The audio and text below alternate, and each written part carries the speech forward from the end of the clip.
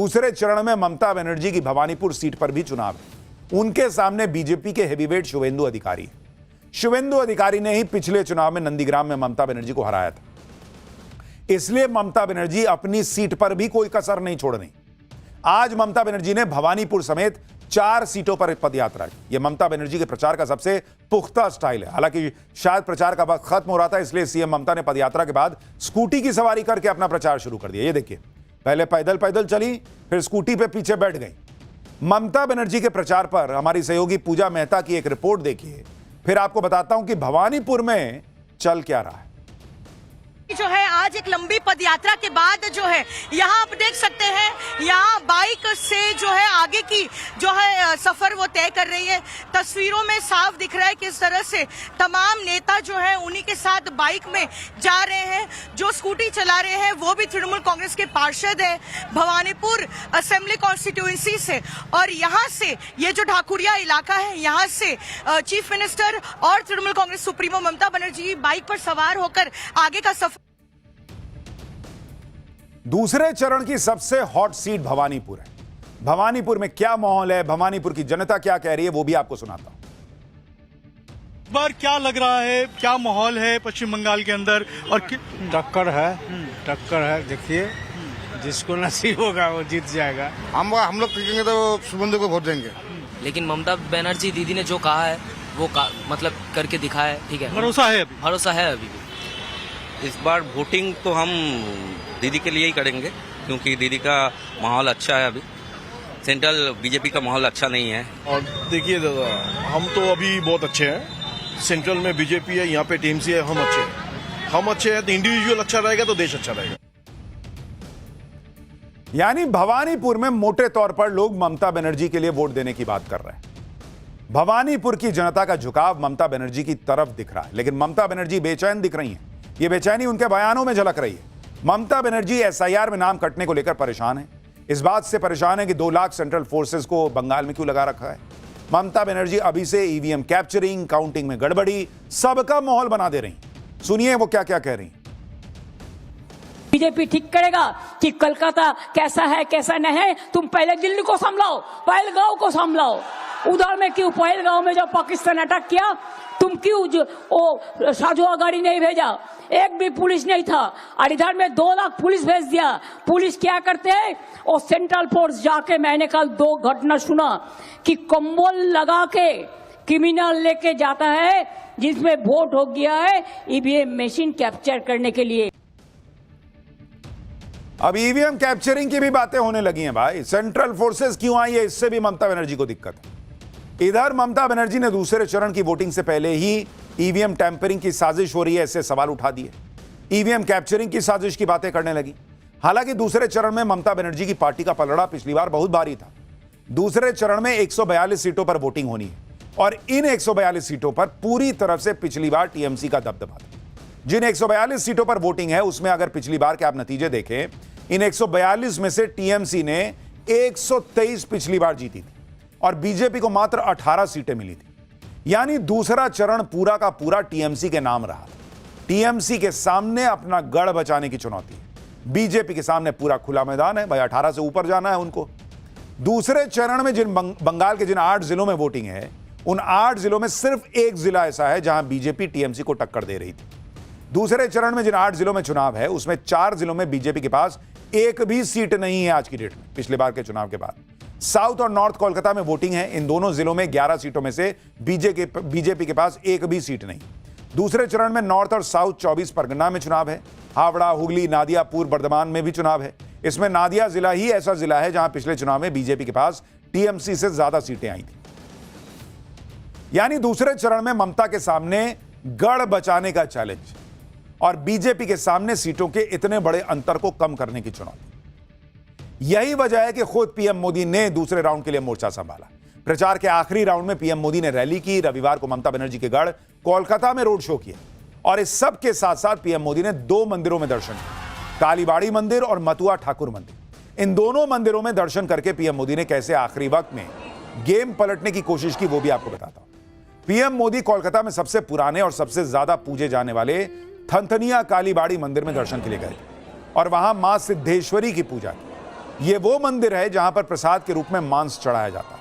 वैसे तो पीएम मोदी शुद्ध शाकाहारी हैं, शक्ति के उपासक हैं और वो नवरात्रि के दौरान उपवास रखते हैं, लेकिन इस मंदिर में जाकर पीएम मोदी ने टीएमसी को उस नैरेटिव को गलत साबित कर दिया जिसमें ममता बनर्जी कह रही थी कि अगर बीजेपी सत्ता में आई तो मांस बैन हो जाएगा। पीएम मोदी ने बंगाल की जनता तक यह संदेश पहुंचा दिया कि बीजेपी मांसाहार के खिलाफ नहीं है। इसके अलावा पीएम मोदी नॉर्थ 24 परगना के ठाकुर नगर जाकर मतुआ समुदाय के सबसे बड़े धार्मिक स्थल मतुआ ठाकुर मंदिर में दर्शन करने गए। मतुआ समुदाय बंगाल की करीब 40 से 50 सीटों पर निर्णायक भूमिका निभाता है। पीएम मोदी के इस दौरे से उन्होंने वोटिंग से पहले मतुआ समुदाय को साधने की कोशिश की और यह भरोसा दिया कि सीएए के तहत मतुआ समुदाय के हर योग्य सदस्य को नागरिकता दी जाएगी। पीएम मोदी आज मंदिर गए तो अमित शाह आज बंगाल के उस तीर्थ स्थल गए जहां का पौराणिक महत्व है। आज अमित शाह ने बंगाल में रैली की, रोड शो के साथ गंगा सागर जाकर पूजा अर्चना की। गंगा सागर वो तीर्थ स्थल है जहां पर मां गंगा सागर में जाकर मिलती, यानी यहां पर गंगा समुद्र में समाहित हो जाती। इसलिए मान्यता है कि सारे तीर्थ बार बार, गंगा सागर एक बार, यानी सभी तीर्थों की बार बार यात्रा करने से जो पुण्य मिलता है वो पुण्य अकेले गंगा सागर में केवल एक बार स्नान करने से मिल जाता है। गंगा सागर की तस्वीरें शेयर करते हुए अमित शाह ने कहा कि मां गंगा जिस पुण्य भूमि पर सागर से मिलती हैं, उस पावन तीर्थ गंगा सागर में पूजन अर्चन का सौभाग्य प्राप्त। आज अमित शाह ने बंगाल में रैली के दौरान बड़ा ऐलान भी किया। उन्होंने कहा कि 4 मई को नतीजे आने के बाद सीआरपीएफ बंगाल से फौरन वापस नहीं जाएगी, बल्कि इस बार सीआरपीएफ के जवान चुनाव खत्म होने के 60 दिन बाद तक बंगाल में ही डटे रहेंगे। 29 तारीख को बेखौफ होकर मत डालने चाहिए। दिल्ली के गुंडों की चिंता मत करिए। चुनाव आयोग ने चप्पे चप्पे पर सीआरपीएफ बिठाई और आज मैं बोलकर जाता हूं 60 दिन तक ये सीआरपीएफ यही रहने वाली है। अमित शाह का यह बयान बहुत महत्वपूर्ण माना जा रहा है क्योंकि पिछली बार जब बंगाल के चुनाव के नतीजे आए थे और जब पोस्ट पोल वायलेंस हुआ उसमें बीजेपी पर यही आरोप लगा था कि ये लोग तो लोगों को छोड़ के चले गए। इस बार बीजेपी क्लियर मैसेज दे रही है कि नतीजा कुछ भी आए, लोग सुरक्षित रहेंगे और वो भयमुक्त होकर वोट कर सकते हैं क्योंकि सीआरपीएफ 60 दिन बंगाल में डटी रहेगी, लोगों की रक्षा करेगी। वोटिंग के 60 दिन बाद भी सेंट्रल फोर्सेस के बंगाल में रहने के बड़े मायने हैं और इसलिए अमित शाह का यह बयान बहुत महत्वपूर्ण है।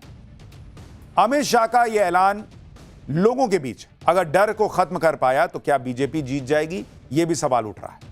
बंगाल में जब पहले चरण के लिए 2 लाख से ज्यादा सेंट्रल फोर्स की तैनाती हुई थी तब भी बहुत हल्ला मचाया गया था कि बंगाल में इतनी फोर्स क्यों लगाई जा रही।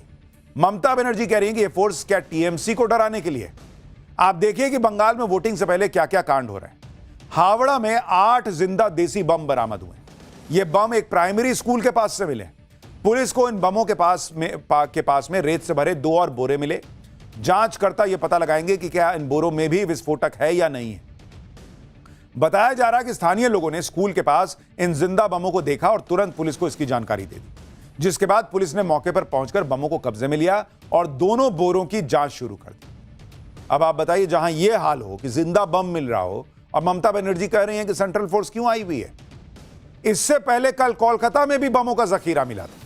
कोलकाता पुलिस ने बताया कि माझेर हाट में एक कब्रिस्तान के पास बने एक सुनसान मकान से 79 देसी बम जैसी दिखने वाली संदिग्ध सामान बरामद हुआ। इसके साथ ही पुलिस ने गन पाउडर और सल्फर भी बरामद किया। इन सामानों के साथ जूट की रस्सियां और रोल कैप्स के 10 पैकेट मिले। इन सभी को पुलिस ने अपने कब्जे में ले लिया। ये वो सामान है जो बम बनाने में यूज होता है। आप सोचिए, वोटिंग से पहले 80-80 बम मिल जा रहे हैं। अगर यह बरामदगी नहीं होती तो वोटिंग के दिन क्या होता। इस मामले को बहुत गंभीरता से लेते हुए गृह मंत्रालय के आदेश के बाद यह केस एनआईए ने अपने हाथ में ले लिया ताकि यह पता लगाने में मदद मिल सके कि अगर ये जिंदा बम थे तो इतना स्टॉक था किसके लिए। कहीं बंगाल चुनाव में कोई बड़ा कांड तो नहीं होने वाला था। इसके अलावा बंगाल चुनाव में चुनाव आयोग करीब 500 करोड़ से ज्यादा का कैश और बाकी सामान जब्त कर चुका है। पिछले चुनाव में करीब 339 करोड़ की कीमत के सामान जब्त हुए थे। बंगाल में दूसरे फेज की वोटिंग से पहले बवाल अपने चरम पर है। कहीं जिंदा बम मिल रहे हैं, कहीं बम फोड़े जा रहे हैं। अब तो बीजेपी और टीएमसी के कार्यकर्ता खुलेआम भिड़ रहे हैं। एक टीएमसी सांसद के काफिले पर हमले का लाइव वीडियो दिखाऊंगा, लेकिन पहले यह वीडियो देखिए। यह बवाल कल रात उत्तरी 24 परगना के जगतदल इलाके का है। टीएमसी और बीजेपी के कार्यकर्ता आपस में भिड़ गए। देखते देखते सड़क जंग का मैदान बन गया। दोनों तरफ से लात, घूसे, ईंट, पत्थर, गोली, बम सब चल गया बॉस। कई लोग घायल हो गए। बीजेपी की शिकायत पर पुलिस ने एफआईआर दर्ज की, 4 लोगों को गिरफ्तार किया। देखिए कैसे बवाल मचा। आप सोचिए ये सब तब हो रहा है जब इतनी बड़ी संख्या में सेंट्रल फोर्सेस तैनात हैं। बताया जा रहा है कि यह बवाल दोनों पार्टियों के झंडे और बैनर फाड़ने की वजह से हुआ। टीएमसी और बीजेपी दोनों ने एक दूसरे पर झंडे, बैनर फाड़ने के आरोप लगाए। बीजेपी प्रत्याशी पवन सिंह ने आरोप लगाया कि पीएम मोदी की रैली से पहले उनके स्वागत के लिए जगह जगह पोस्टर लगाए जा रहे थे। तभी एक झुंड में टीएमसी कार्यकर्ता आए और उसके बाद क्या हुआ वो तस्वीरों में दिख रहा है। वीडियो में बीजेपी नेता अर्जुन सिंह धक्का मुक्की करते नजर आ रहे हैं और उनके साथ भी धक्का मुक्की हो रही है। टीएमसी का आरोप है कि अर्जुन सिंह और उनकी सुरक्षा में लगे सीआरपीएफ जवानों ने टीएमसी कार्यकर्ताओं के साथ मारपीट की। हुगली में तो टीएमसी सांसद मिताली बाग की गाड़ी पर हमला हो गया। हमले के वक्त मिताली बाग भी खुद उस गाड़ी में मौजूद थी। उनकी कार में बैठे एक आदमी ने हमले का पूरा वीडियो बना लिया और सोशल मीडिया पर शेयर कर दिया। वीडियो में दिखता है कि टीएमसी सांसद की गाड़ी पर पत्थर फेंके जा रहे हैं, डंडे मारे जा रहे हैं, लेकिन टीएमसी सांसद हिम्मत के साथ गाड़ी में बैठी हुई हैं। इस हमले में मिताली बाग की कार में शीशे टूट गए, जिससे वो और उनका ड्राइवर घायल हो गए। वहीं एक और वीडियो में दिखा कि एक हमलावर ने डंडे से मिताली बाग की गाड़ी का विंडशील्ड तोड़ने की कोशिश की। टीएमसी सांसद का आरोप है कि यह हमला हुगली के गोघाट में हुआ और उस वक्त वहां पुलिस मौजूद नहीं थी। तो बंगाल में सोचिए, आप टीएमसी हैं, बीजेपी है, फर्क नहीं पड़ रहा बॉस। दोनों तरफ से बवाल मच रहा है, दोनों आरोप लगा रहे हैं कि हम पर हमला हो रहा है। इस हमले से मिताली बाग बुरी तरह घबरा गई थी। इस घबराहट में उन्हें रोना आ रहा था। उन्होंने रोते हुए वीडियो बनाया और आरोप लगाया कि हमला बीजेपी ने कराया है। हालांकि बीजेपी ने हमले से साफ इनकार कर दिया। बंगाल में इस तरह के बवाल से सीधा संकेत यही मिलता है कि मामला बहुत कांटे की टक्कर का है। पहले चरण में वोटिंग नॉर्थ बंगाल और जंगल महल की सीटों पर थी, लेकिन दूसरे चरण में वो इलाके हैं जो ममता बनर्जी का कोर बेल्ट माना जाता है। लेकिन पिछले 5 साल में बीजेपी ने इस इलाके में अहम मुद्दों पर ममता बनर्जी को जबरदस्त तरीके से घेरा है। फाइनल फेज में 3 बड़े मुद्दे हैं: मुस्लिम, मथुआ और महिलाएं। नॉर्थ 24 परगना में संदेश खाली की घटना के इर्द गिर्द बीजेपी ने महिला सुरक्षा को बड़ा मुद्दा बनाया है। नॉर्थ 24 परगना में ही मथुआ समुदाय भी निर्णायक भूमिका में है, जिसे बीजेपी सीए के तहत नागरिकता देने का वादा कर रही है। बंगाल का 24 परगना इलाका मुस्लिम बहुल भी है। दूसरे चरण में नादिया, नॉर्थ और साउथ 24 परगना की कई सीटें बांग्लादेश बॉर्डर से जुड़ी हैं। बांग्लादेश की सीमा से लगे इलाके में मुस्लिम वोटर बड़ी संख्या में। इसी को ध्यान में रखते हुए बीजेपी ने घुसपैठियों का मुद्दा पूरी ताकत से उठाया। बंगाल में दूसरा चरण कौन जीतेगा, यह 4 जिलों की 91 सीटें तय करेंगी। माना जाता है कि बंगाल में सत्ता पर कौन बैठेगा यह साउथ बंगाल तय करता है। साउथ बंगाल में 2 जिले हैं जो हार जीत का अंतर बदल सकते हैं, और ये दोनों जिले हैं नॉर्थ और साउथ 24 परगना। इन दोनों जिलों के अलावा कोलकाता और हावड़ा को मिला दें तो यह टीएमसी का सबसे मजबूत गढ़ बन जाता है। अगर बीजेपी ने टीएमसी के इस मजबूत किले में सेंधमारी कर दी तो सत्ता का रास्ता बन सकता है। नॉर्थ 24 परगना में 33 और साउथ 24 परगना में 31 सीटें आती हैं, यानी कुल मिलाकर 64 सीटें 2 जिलों में तय होती हैं। इन दोनों जिलों को बंगाल के नेता अक्सर बंगाल के इलेक्टोरल मैप का यूपी कहते हैं, यानी ये रीजन तय करता है कि सत्ता में कौन आएगा। इसके साथ कोलकाता और हावड़ा जिले की सीटें मिला दें तो कुल 91 सीटें हो जाती हैं, जो बंगाल की कुल सीटों का 1/3 के करीब है। यह 91 सीटें वाला बेल्ट ही बंगाल में सरकार तय करता है। इन 91 में से इन 91 सीटों में टीएमसी का पलड़ा बहुत भारी रहा है हर बार। हालांकि 2024 के लोकसभा चुनाव में बीजेपी ने टीएमसी के गढ़ में थोड़ी बढ़त बनाई थी। खासकर नादिया और नॉर्थ 24 परगना में बीजेपी को कुछ बढ़त मिली थी। भले ही इन इलाकों में टीएमसी का दबदबा है, लेकिन नॉर्थ 24 परगना को बीजेपी टीएमसी के गढ़ में सेंधमारी का एंट्री पॉइंट मान रही है। नॉर्थ 24 परगना में मथुआ समुदाय का मुद्दा हावी है। इस जिले की 24 सीटों पर मथुआ वोट निर्णायक है। मथुआ अनुसूचित जाति समुदाय है। समुदाय मूल रूप से बांग्लादेश से आए हिंदू शरणार्थियों का समूह है। नॉर्थ 24 परगना बांग्लादेश बॉर्डर वाला जिला है, जहां बड़ी संख्या में रिफ्यूजी आबादी है। यहां सीए के तहत नागरिकता के वादे के साथ बीजेपी ने खुद को मजबूत किया है। नॉर्थ 24 परगना की 33 सीटों में से बीजेपी ने पिछली बार मात्र 5 जीती थी। 2024 के लोकसभा चुनाव में भी बीजेपी ने नॉर्थ 24 परगना में 8 विधानसभा सीटों पर बढ़त बनाई थी। यानी नॉर्थ 24 परगना वो इलाका है जहां से बीजेपी ममता बनर्जी के गढ़ में सेंधमारी कर डैमेज कर सकती है, लेकिन उसको लंबी छलांग मारनी होगी, क्योंकि लोकसभा को भी आप विधानसभा सीटों में बदलिए तो भी 8 का ही आंकड़ा दिख रहा था। हालांकि सिर्फ नॉर्थ 24 परगना किले को भेदने से ही काम नहीं चलेगा। ममता बनर्जी की टीम कह रही है कि फाइनल फेज में उनका यह गढ़ है, इसलिए टीएमसी इस बार डबल सेंचुरी लगाएगी। सुनिए टीएमसी के नेता कितनी सीटों का आंकड़े दे रहे हैं। कितना ऐतिहासिक जीत होने वाला है? बहुत बड़ा ऐतिहासिक जीत, करीब 235 आसन से तृणमूल कांग्रेस जीत रहा है। और इस बार जो मोदी जी चले जाएंगे, अमित शाह जी चले जाएंगे फिर, और वापस बंगाल में नहीं आएंगे। ममता की तरफ से बंगाल में बैटिंग करने के लिए दूसरे नेता भी जा रहे हैं। इनमें अरविंद केजरीवाल का भी नाम है, जो खुद आजकल अपनी राजनीति में बुरी तरह घिरे हुए हैं। लेकिन केजरीवाल ने बंगाल जाकर ममता के लिए वोट मांगे। केजरीवाल ने बंगाल चुनाव में सेंट्रल फोर्सेस की बड़ी तैनाती पर सवाल उठाए और क्या कहा, सुनिए एक बार। बीजेपी ने पूरी आर्मी भेज दी, पूरी सेंट्रल फोर्सेस भेज दी आप लोगों के खिलाफ। पूरे देश से आर्मी इकट्ठी करके बंगाल में भेज दे रहे। बंगाल में टेररिस्ट रहते हैं क्या? आप लोग टेररिस्ट हैं? इधर विपक्ष ममता बनर्जी के सपोर्ट में उतरा हुआ है, उधर राहुल गांधी ने ममता बनर्जी के खिलाफ मोर्चा खोला हुआ है। राहुल गांधी क्या कह रहे हैं, सुनिए। मेरे ऊपर 36 केस हैं। क्यों?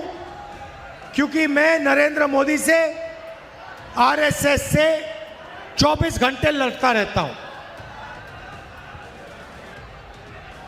आज मैं यहां आया हूं, मैं बेल पर हूं, मैं बेल में हूं और मैं आया हूं। नरेंद्र मोदी ने मेरा सरकारी घर ले लिया, मेरी लोकसभा की मेंबरशिप रद्द कर दी थी और ईडी ने 55 घंटे मेरा इंटेरोगेशन किया। मैं आपसे पूछना चाहता हूं, ममता जी का ईडी ने कितना इंटेरोगेशन किया है?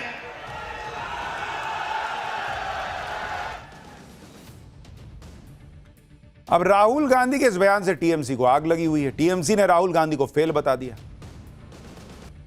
तो ये हाल हो रखा है। राहुल गांधी ममता बनर्जी को करप्ट बता रहे हैं, ममता बनर्जी के नेता राहुल गांधी को पप्पू बता रहे हैं। ये आपस में ही भिड़े पड़े हैं।